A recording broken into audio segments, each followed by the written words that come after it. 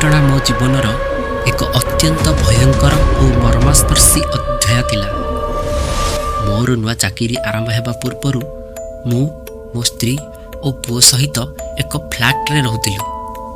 सेठारे रहिबा समय रे बेस हसखुसी दिन कटुथिला, किंतु चाकरी पाई सही स्थान को छाड़िबा को पड़िला, जहा मो परिवार पाई एक कष्टदायक समय थिला।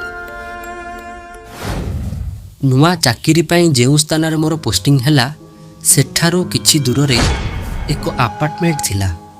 सही अपार्टमेंट रे कंपनी तरफ आमको गोटे रूम अलर्ट होइतिला।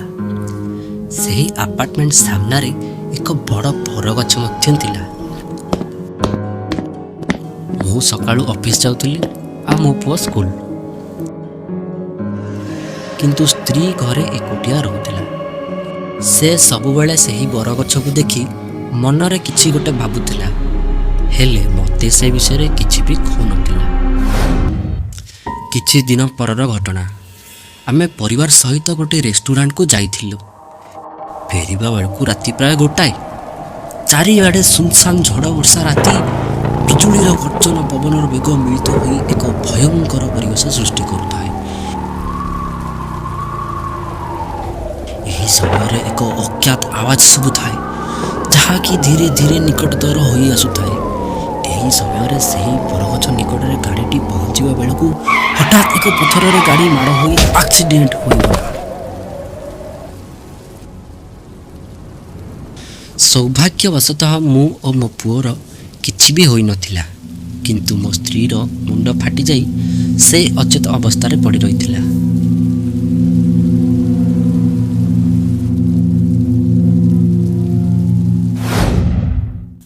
मु ताकू तुरंत घर को नहीं आसिली। से घर को आसला परे हठात उठी पड़ी बसी कहिला, मते आइस खाइबा को इच्छा होछि, मते आइस आने की दिया मु खाइबे। मु आश्चर्य हो गली, कारण से साधारणतः आइस खाएनी। से पिला बेलू निरामिष भोजन करे, हेले ताहार एपरी स्वभाव देखि मु ताकू आनी आइस खाइबा को देली। किंतु से जिते खाइले भी कहिला, मते आहुरी दियो, मु आहुरी खाइबी।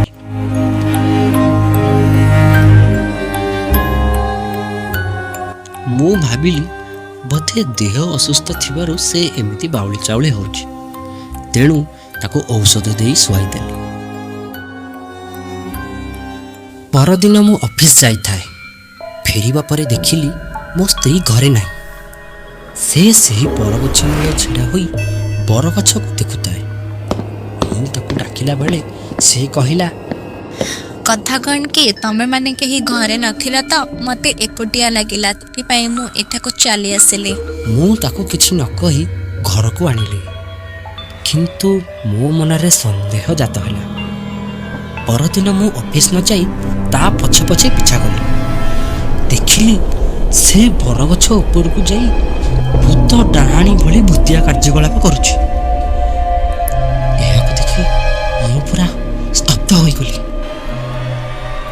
से गछर तळको आसीबा पर्यंत अपेक्षा कली एवं से आसला परे ताकू कळे बळे कौशले गोटे मंदिर भीतर को नेबा को चेष्टा कली, किंतु से मंदिर रे पाद देबा मात्रे हठात चित्कार करबा को लागिला एवं संगे संगे बेहोश होई गला। मु ताकू जल्दी मंदिर भीतर को नहीं गली।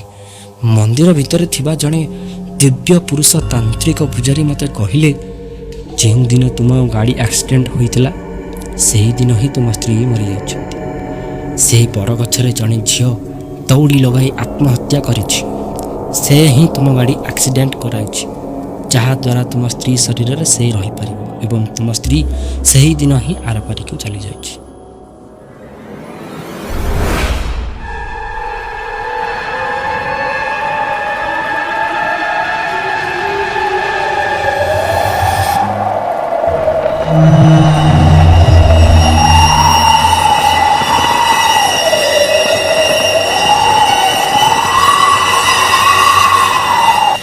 एकथा सब शुणी मो पाद तलु माटी खसीगला। मने मने भाविली ଏହି ଅଦୃଶ୍ୟ ଶକ୍ତି ମୋ ସ୍ତ୍ରୀକୁ ନେଇଗଲା, ମୋ ପରିବାରକୁ ଧ୍ୱଂସ କରିଦେଲା। ମୋ ଆଖି ଆଗରେ ସବୁକିଛି ଅନ୍ଧକାରମୟ ହୋଇଗଲା।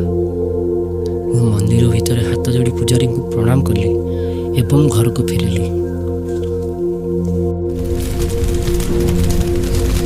ସେଦିନ ରାତି ମୁଁ ମୋ ସ୍ତ୍ରୀର ଅନ୍ତିମ ସଂସ୍କାର କଲି।